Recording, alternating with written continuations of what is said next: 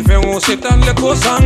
Rendez-vous au palais, il se met sa gomme. Rendez-vous au palais, balde africani. C'est le commandant qui me koto balde fulo moti. Oh, il se esconde.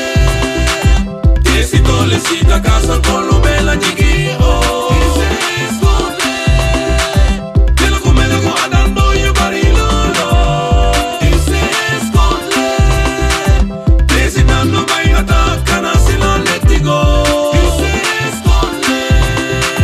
Kala connetto wata si jango mulla baka. Io pulo wadu fere acha.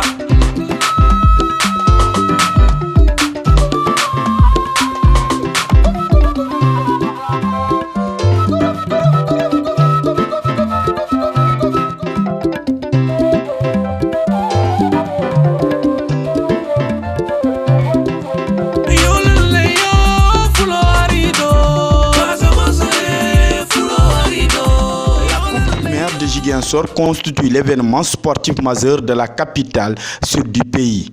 Depuis son accession à la tête de la mairie, Abdoulaye Baldé a fait de la Coupe du Maire la compétition sportive la plus en vie des 75 ASC de sa commune. Fête de la jeunesse, la Coupe du Maire est un moment de communion et d'ambiance dans cette belle ville verte de la Casamance. En 8 ans, le niveau des récompenses n'a cessé d'augmenter, allant des motos Jakarta, une enveloppe financière globale de 3 millions pour les ASC finalistes, entre autres récompenses.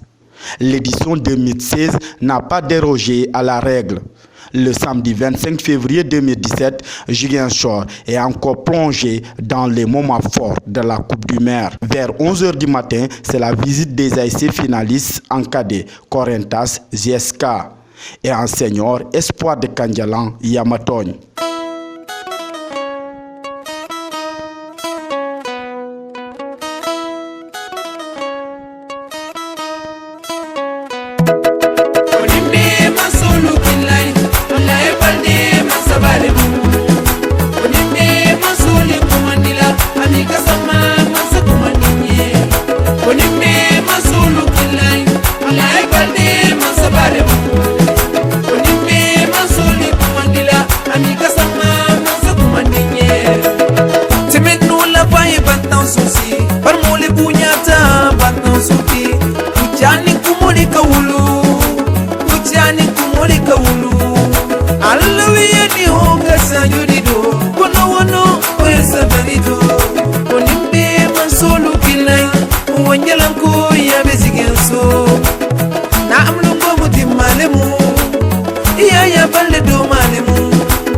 Amika samati malemu, jigen jumanu gola, jigen jumanu gola.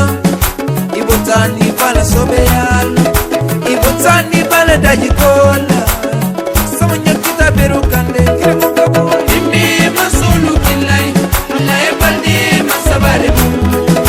Onimbe masuli kumandila, amika sama masu kumaninye. Onimbe masulu kilai, alai balde masabare mu. Onimbe masuli kumandila, amika sama masu kumaninye. Africa, obino junta mono mama. Sénégal, obino junta mono tarbaja. Kila ki solution, kila ki condition. Follow le tata, follow njane nata, kirimbale nata, mobile seuta, ujamale keta, kuma jamale feta, omatina, balde bala dokula, na ye kairo kili, alimbenga wili. Imbe masulu kilai, alai balde masabare mu.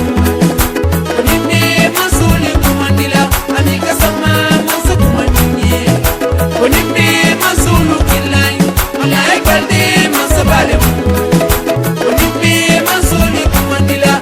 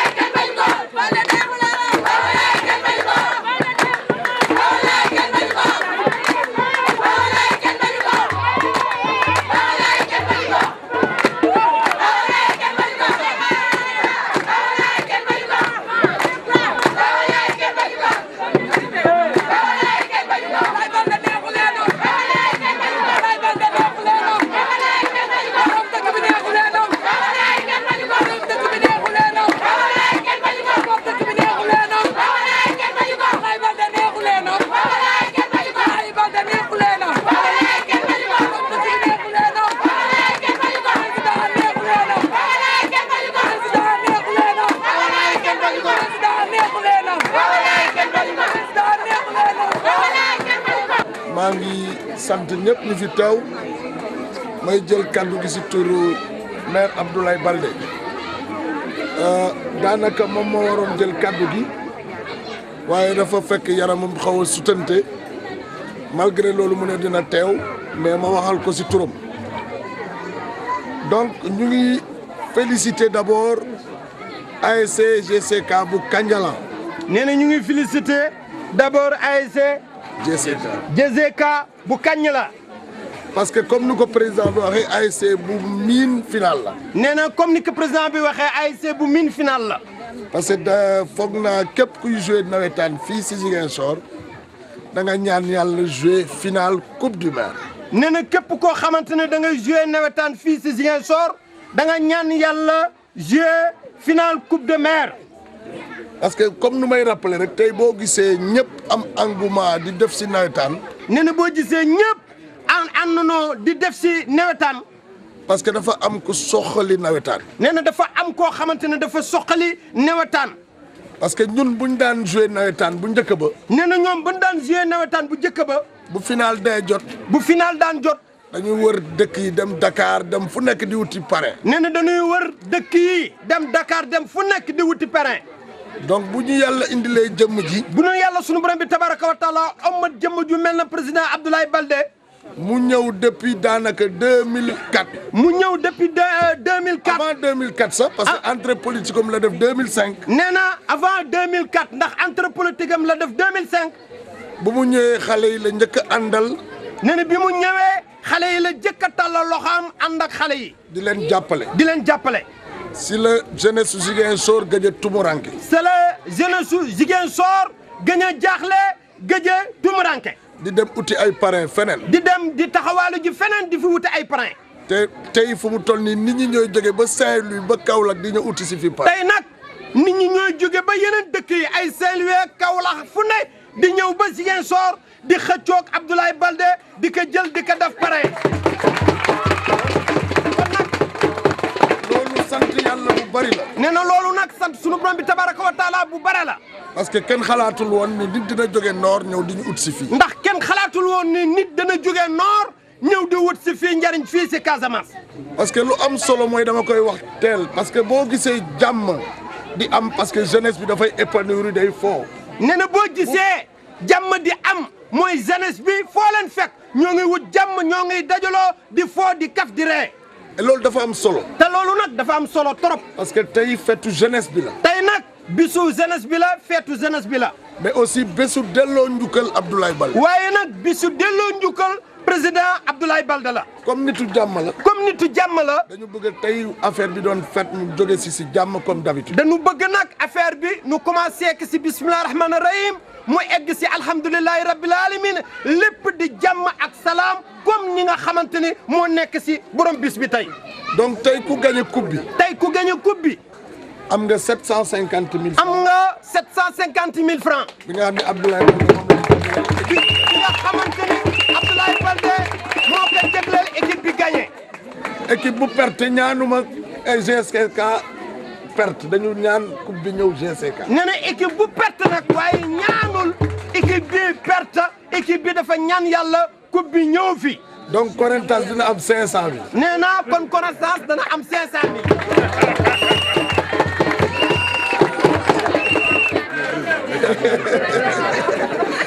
on va revenir donc vraiment ñëw nañu bu loolu wooy sew dina am ay jeu de maillot dina am jeu de blouson dina am ay dàll dina am lépp lu nga xam ne vérité am médaille ak lépp Baldé indi na ko pour vraiment wane ni dafa kontaan ci jeunesse am dafa kontaan ci population am te beneen bi mooy dafa ñëw ne waa ODCAV damay def entrée libre et gratuite mooy bépp supporter bépp population bu nekk fii Kandialang bëgg a dem stade xamal ni entrée bi gratuite la Abdoulaye Baldé jënd na entrée bi ak waa ODCAV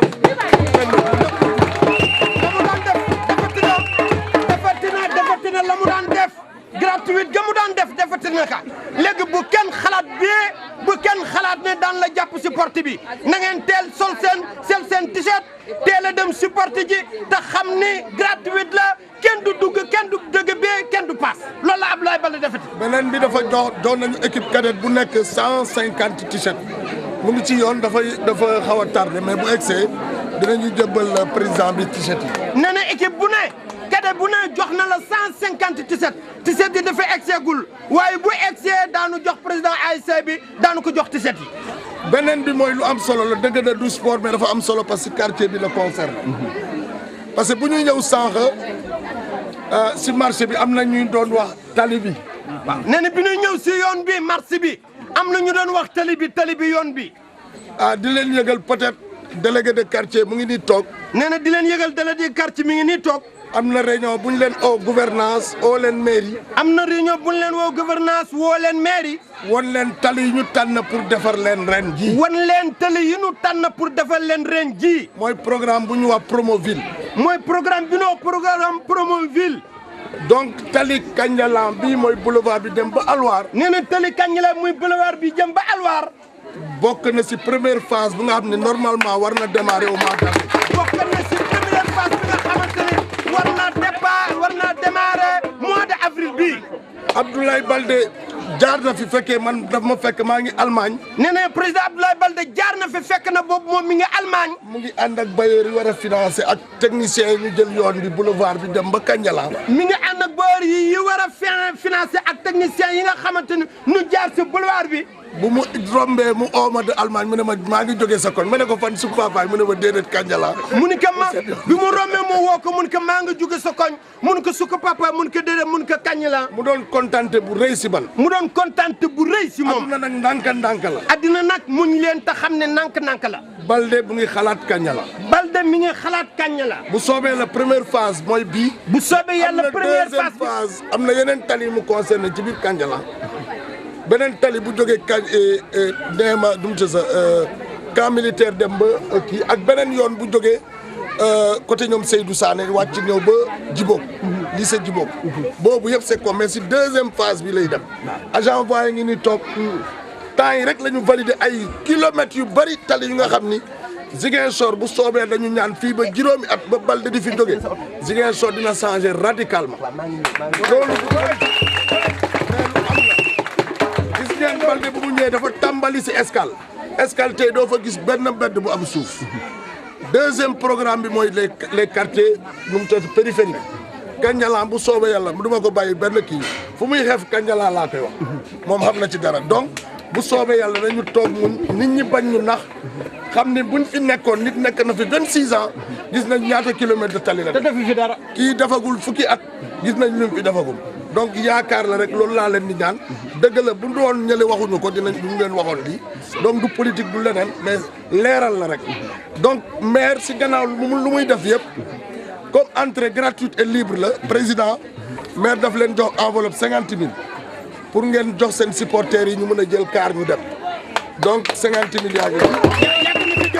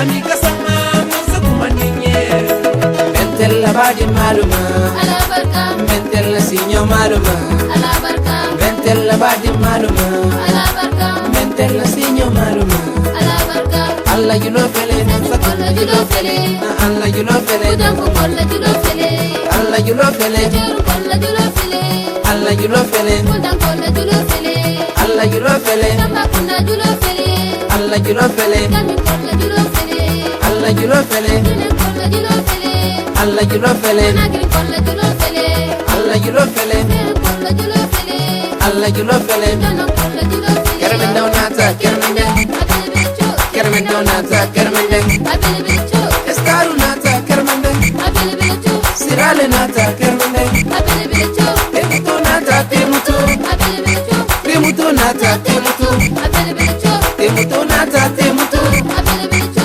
Temutu nata temutu abele bicho Dimmi masulu billahi Allah e balde masabare mu Dimmi masuli kumandila Amiga sama masa kumandinye Dimmi masulu billahi Allah e balde masabare mu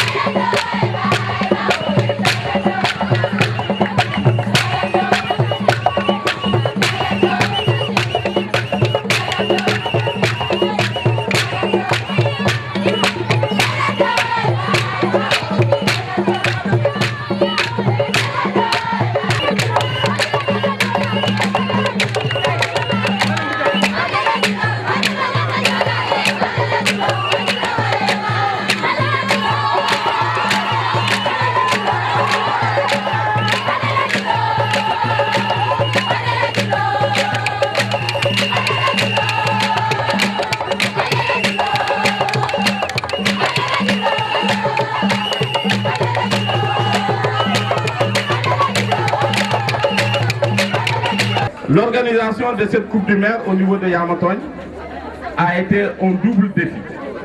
Le premier défi, c'est sur le plan politique, l'homme aux 5 C. Le premier C, c'est sa compétence. Très bien. Nous ignorons votre compétence.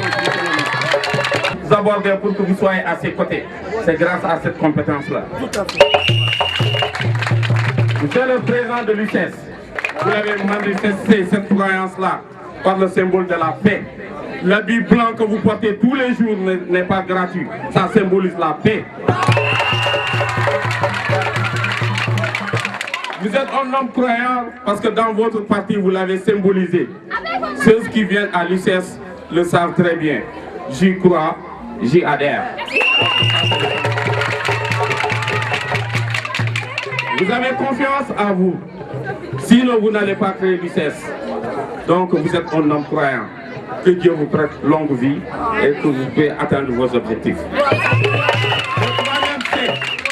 C'est la crédibilité. Monsieur le maire, l'exemple du bout de Vidance, le projet d'assainissement, un projet phare pour la ville de Ziguinchor, en est un exemple. Vous avez des partenaires financiers, la Banque mondiale, l'Union européenne, toutes ces institutions financières qui vous accompagnent. À chaque manifestation, vous vous êtes toujours accompagné d'un partenaire. Donc ça montre que vous êtes un homme crédible. Le quatrième, c'est vous ne pouvez pas avoir tout ça sans que les gens puissent avoir espoir à votre égard. C'est ça qu'on appelle la Casamance Espoir. De Goulou à Djogé. Vous construisez l'espoir de toute une Casamance qui est derrière vous, debout. L'exemple patent, votre meeting que vous avez effectué au niveau de Sédhiou illustre parfaitement que les gens sont en adéquation par rapport à votre projet de vie. On ne peut pas avoir tous ces 4 C et rester les bras croisés et de ne pas avoir d'ambition. L'ambition, c'est quoi? Macky Sall, vous serez le 5e président.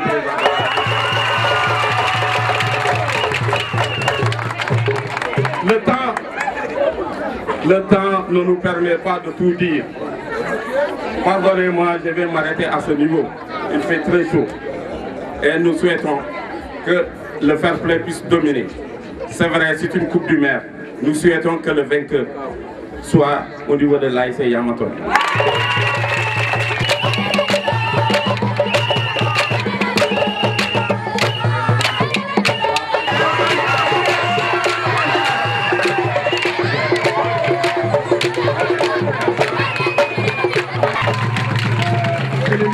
De féliciter l'équipe qui est derrière les joueurs et derrière la section féminine.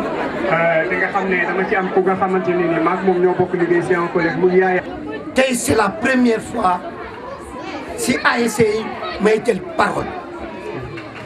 Parce que le jour tant attendu arriva, monsieur le maire.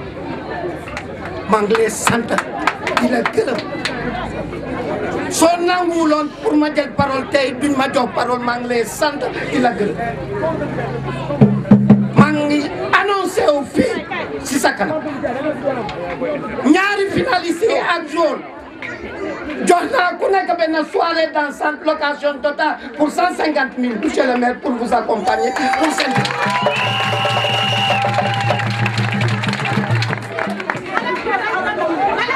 waaye yaa ma tooñ am na ñu fi nekk jeune d'emploi mu ngi liggéey bombolon suba suñu ñëwee pour signer contrat location totale 150 000 man maa koy fay ngir jëm.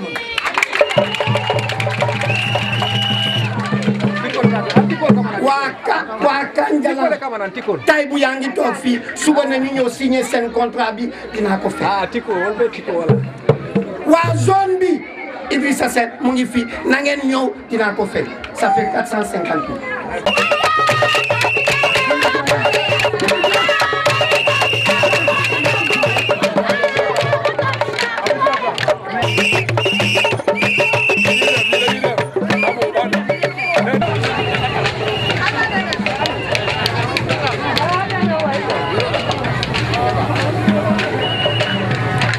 À 21h30, c'est le départ au domicile du député-maire Abdoulaye Baldé en compagnie d'une forte délégation. Au rond-point Jean-Paul II, l'attendait une forte mobilisation de la jeunesse centriste de la commune de Ziguinchor pour l'accompagner au stade Aline Sitoé Diatta.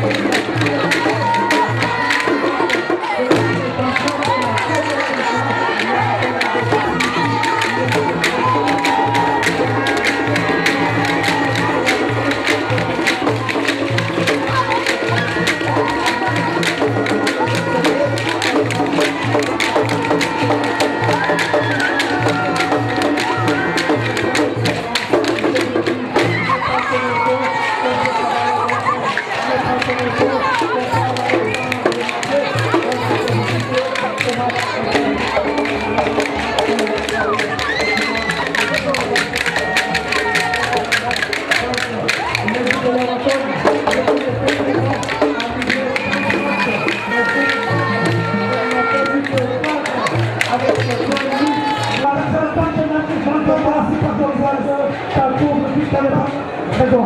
Le vaincu va la somme de 500 000 francs. Merci à vous, monsieur le maire. Merci pour cet accord. Les filles de là, qui est venu de continuer à faire le coup d'entrée ici. Je vais aider l'Assemblée. C'est 4. Je vous le disais, de remporter la finale de Payette.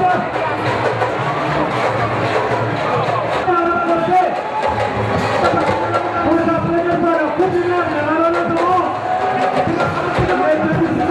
de cette équipe, eh bien, ils ont tout à fait basculé du côté.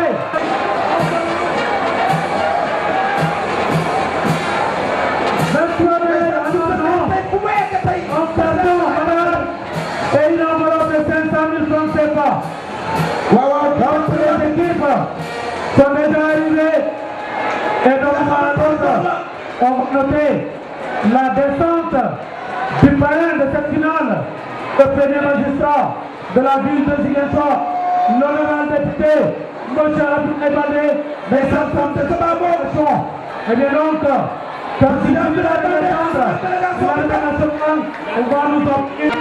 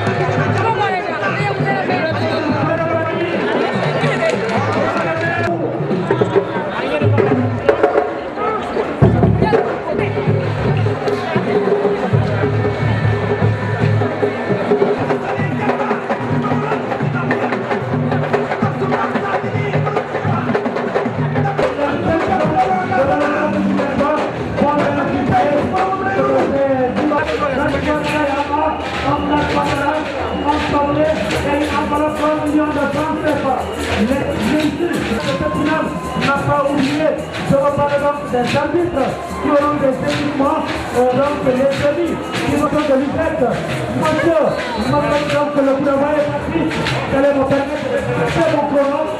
mais en temps réel, donc, les différentes actions qui vont se produire au bout de ce match, notamment cette faute qui vient d'être contrôlée par le défenseur de l'équipe donc, de l'espoir de Saint-Laurent. Donc, je remercie les salutations pour vivre que monsieur le maire est accompagné par M. Mahamadi, qui est administrateur de l'UDEC. Monsieur Anstasi Al-Sabalde, qui est membre de l'UDEC, qui vit en France. Merci à vous, très grâce pour le déplacement que vous avez effectué. Le premier adjoint, monsieur Tédoubané, par l'entraînement du Canada. Monsieur le maire, Kalboudedou, président, je dirais donc, Kalboudedou, c'est l'homme qu'il faut vraiment saluer, car c'est tout simplement le parrain de la jeunesse de Ziguinchor. Merci à vous, Kalboudedou, pour tout ce reste que vous avez toujours magnifié à l'endroit de la jeunesse de votre région. Monsieur le maire,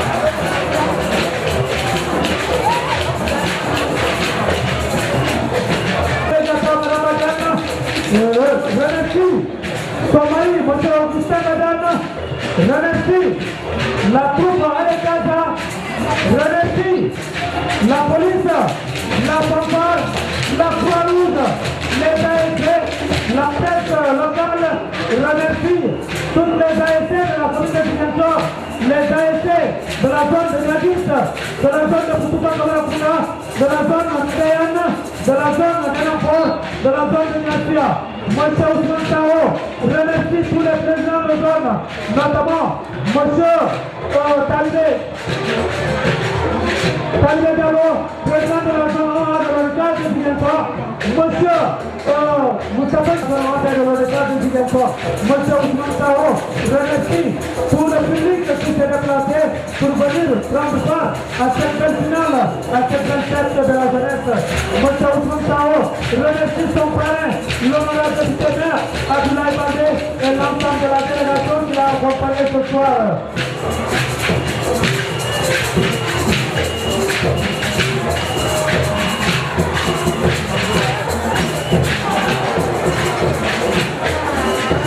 Mon excuse à la délégation de Sédou ici présente. La délégation de Sédou qui a effectué selon trajet pour venir dire à leur frère, mon frère Alain, que nous sommes là. Donc merci à cette délégation en provenance de Sédou.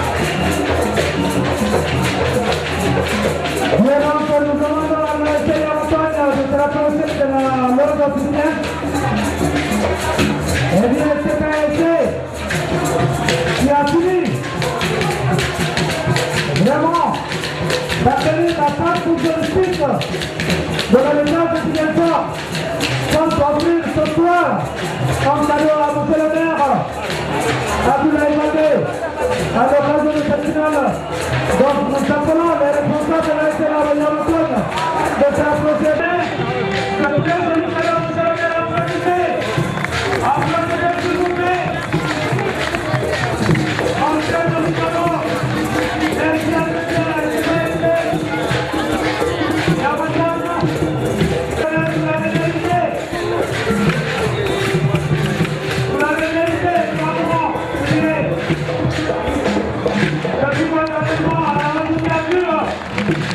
Vous avez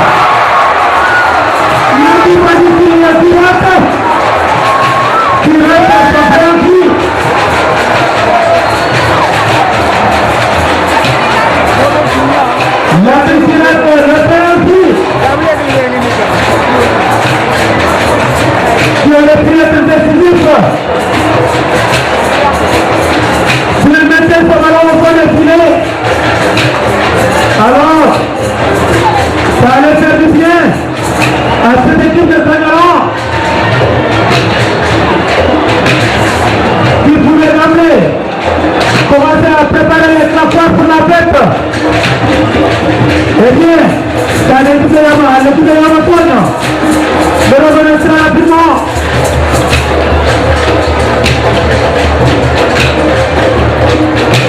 Eh bien, les joueurs de l'équipe de Forentas ainsi que les dirigeants de cette équipe sont demandés à la loge officielle pour recevoir les cadeaux que le maire a mis à leur disposition.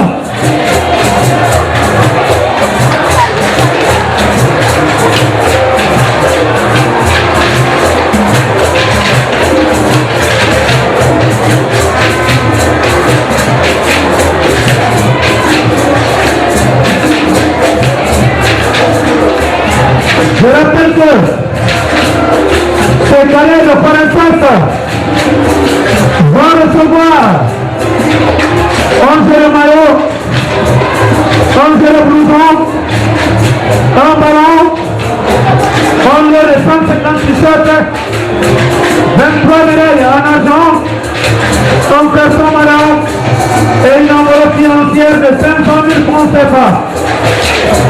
Merci à vous, monsieur le maire. Vous êtes toutes belles.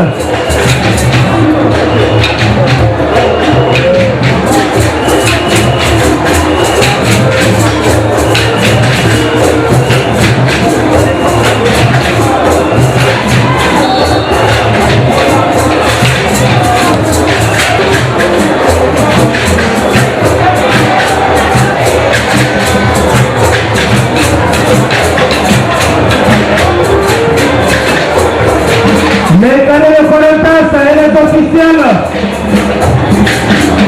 sont demandés à la loge officielle, s'il vous plaît.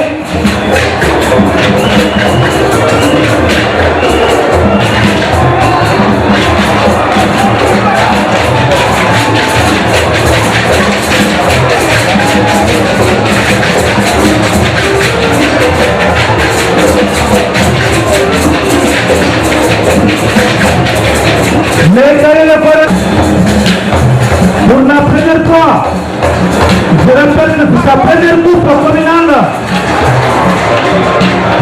C'est Sylvain m'a fait enfoncer le clou. Il a bien pris. Alors c'est mal négocié. La personne position d'équipe qui n'a pas échappé à l'assistant numéro 2.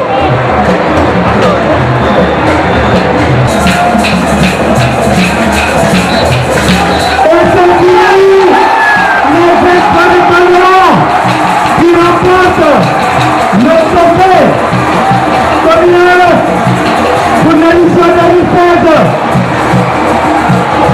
Les espoirs de Canon qui remportent le trophée communal.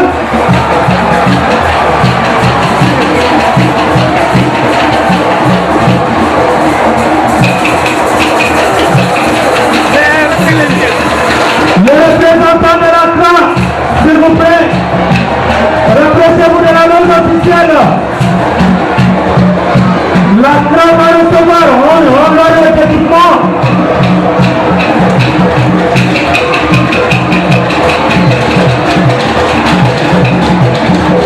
Le représentant de la CRA, s'il vous plaît. S'il vous plaît, il commence à faire tard.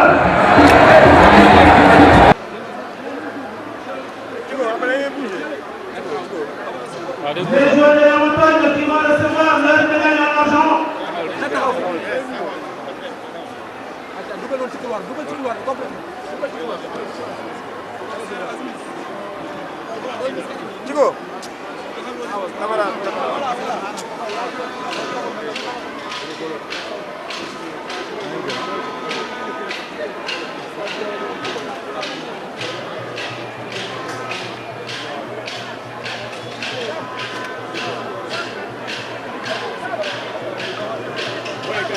Je rappelle que cette saison, la montagne vient de noter sa 5e défaite. Après 31 matchs joués, c'est la 5e défaite de la SCA Montagne. 23 victoires, 3 matchs nuls. Bravo à cette équipe qui n'a pas la réalité. Eh bien,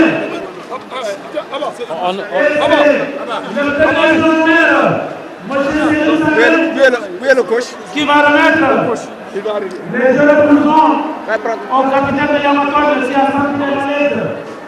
Donc, c'est le vice-capitaine qui va recevoir. Les jeux de blouson.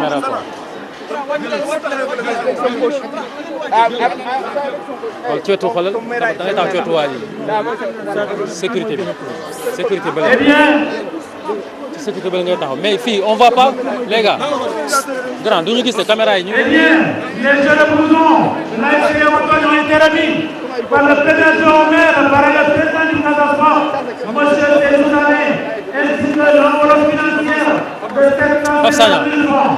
18 mètres de menace ont été également remis à cette équipe de Yamato. Merci à vous, monsieur le maire, pour tout ce que vous faites pour la jeunesse de votre commune. mais lii moom dañu may wax kan mooy joxe quoi mooy problème bi su ma taawee sama duma xam kan c'est tey qui dirige quoi. L'ASC donc espoir de Kandialang, s'il vous plaît. Le représentant de la fanfare a reçu l'enfant en ballon des mains. La police. Le représentant également de la police va recevoir également des mains. Nous l'honorable vétérinaire, Rocher Abdel Balé, en ballon. Ce qui va permettre à la police désormais de jouer au ballon et de mettre de côté les livres.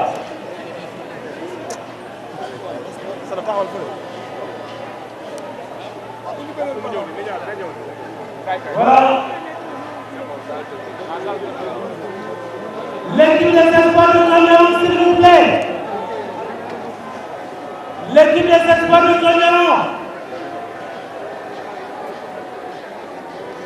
Il fait nuit, s'il vous plaît.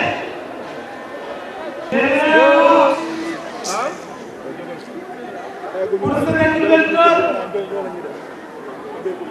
les espoirs de Kandialang. C'est bon hein?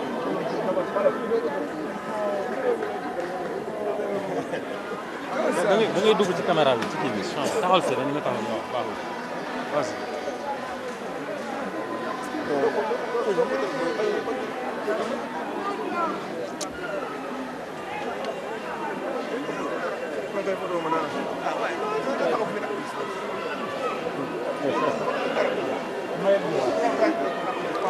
dañuy joxe quoi dañuy joxe ay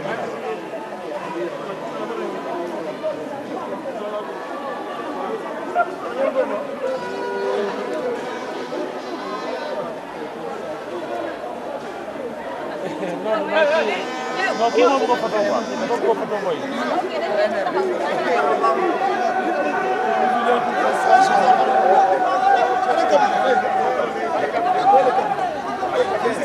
Le capitaine des espoirs de Kandialang revenait. mais c'est Baldé qui prend tout, moi je prends rien, c'est Baldé qui va tout prendre.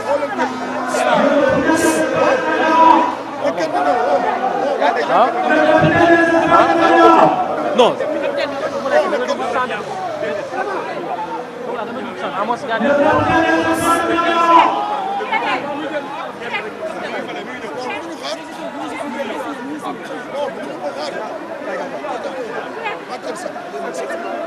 Hein? Oui, le capitaine n'est pas là. Et bien, je rappelle que le capitaine va recevoir des mains du maire de la commune de Ziguinchor, monsieur Abdoulaye Baldé. Et des importants lots,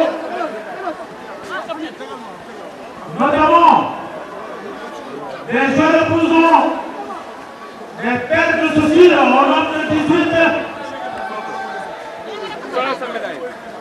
Un jeu de maillot, un carton de manière.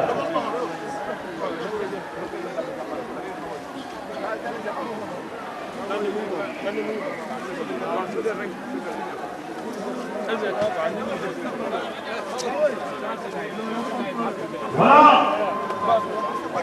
Monsieur le maire, qui est en train de donner les cadeaux à l'équipe et bien le trophée et l'enveloppe Le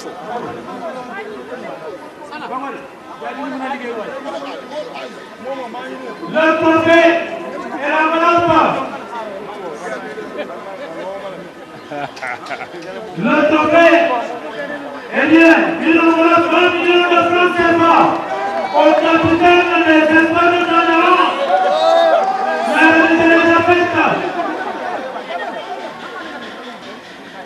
La Ils vont aller où? Eh bien, le trophée.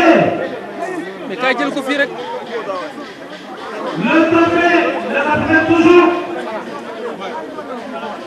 Le capitaine qui va recevoir le trophée présidentiel de la commune de Saint-Jean, M.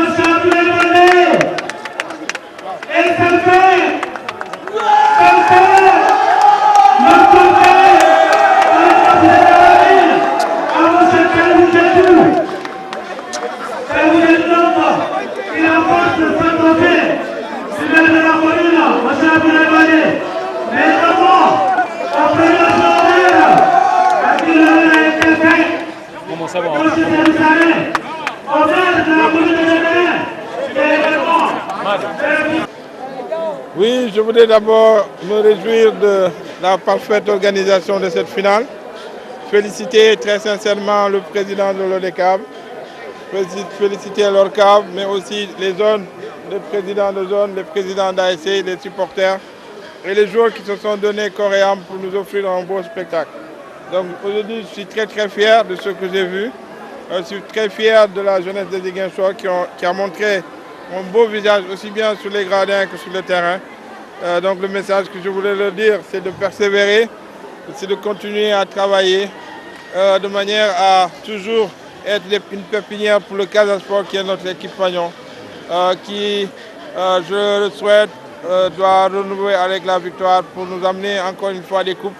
Donc je parle sous le contrôle du président du Casa Sport. En tout cas, je suis très fier de ce que j'ai vu. Et encore une fois, félicitations à l'équipe de Kagnalan, les espoirs de Kagnalan. Et mes encouragements à l'équipe de Yamaton qui n'a pas démérité. Mais je pense que la prochaine fois sera la bonne.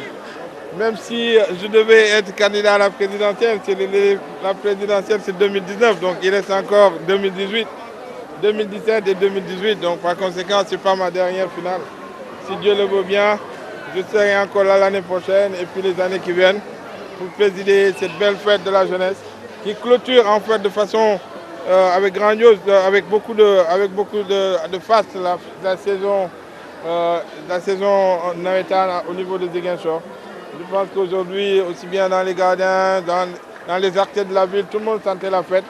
Et je pense que ça me rend encore beaucoup plus fier de ma jeunesse. Et je voulais encore une fois féliciter les organisateurs du Navetan, féliciter les supporters, féliciter les populations qui aujourd'hui nous ont réservé un bel accueil quand nous sommes allés dans les quartiers. Et donc cela a auguré d'une belle finale parce que c'était déjà dans les esprits, c'était déjà dans les foyers. Et aujourd'hui, ça s'est manifesté sur le terrain. Le maire chargé des sports est en train de voir avec la perception. Vous savez que nous avons aussi bien la mairie de Dakar que la mairie de Ziguinchor, nous avons reçu l'inspection générale d'État. Et ils nous ont recommandé de ne pas donner directement aux ASC, mais de faire des virements sur les comptes des différents ASC. Donc nous sommes en train de travailler avec l'ODCAV. Les ASC sont en train d'ouvrir des comptes et au niveau de la perception, nous allons leur verser directement dans les comptes.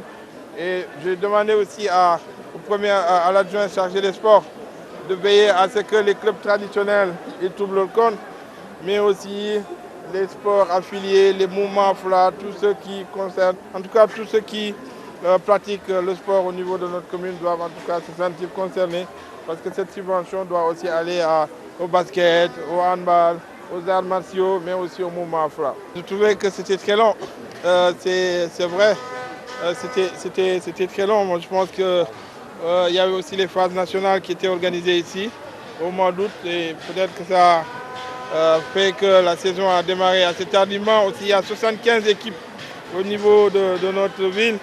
Il y a plusieurs zones qui s'organisent et après il y a une autre coupe qui est venue, la coupe de la Ligue. Donc tout ça a fait que nous avons en tout cas une saison assez longue, mais qui était de façon générale très agréable. d'après les comptes rendus que j'ai reçus.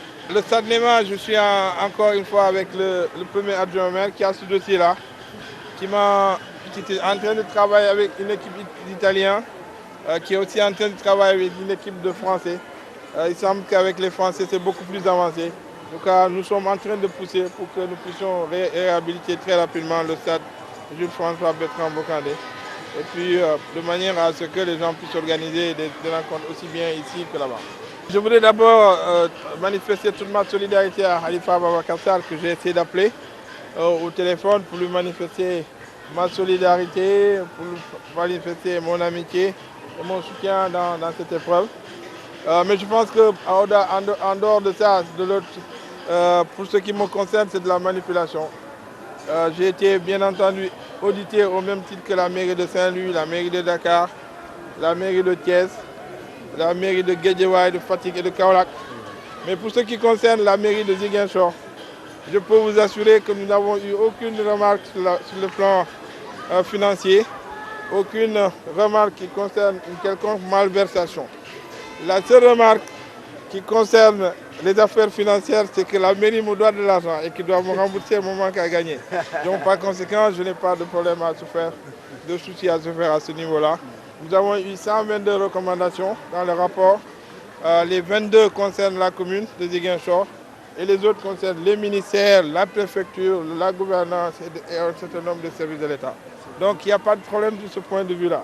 Je pense que c'est de la désinformation. Le député maire Abdoulaye Baldé a exprimé toute sa satisfaction sur la bonne organisation ainsi qu'à la mobilisation exceptionnelle dans un stade plein. Félicitations à la championne senior Espoir de Kandialan et la championne cadet GSK.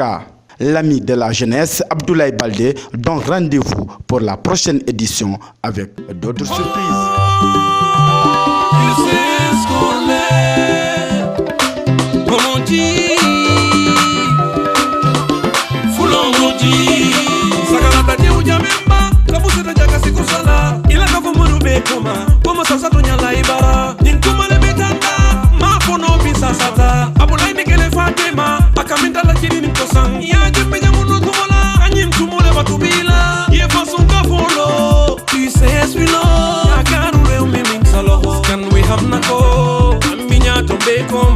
Forever yo, yo lele yo, full arido.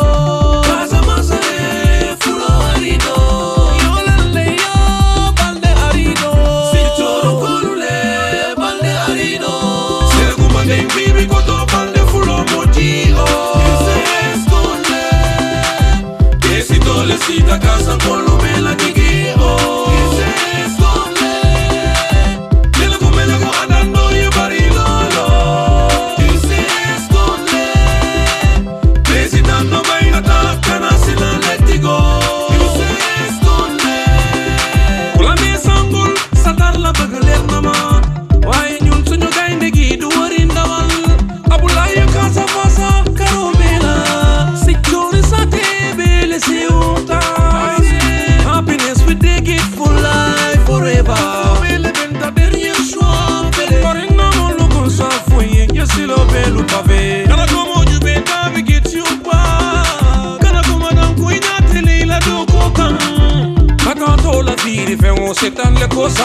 Rendez-vous au palais, il se met ça comme rendez-vous au palais, balde à Fidoni, c'est le commandant qui me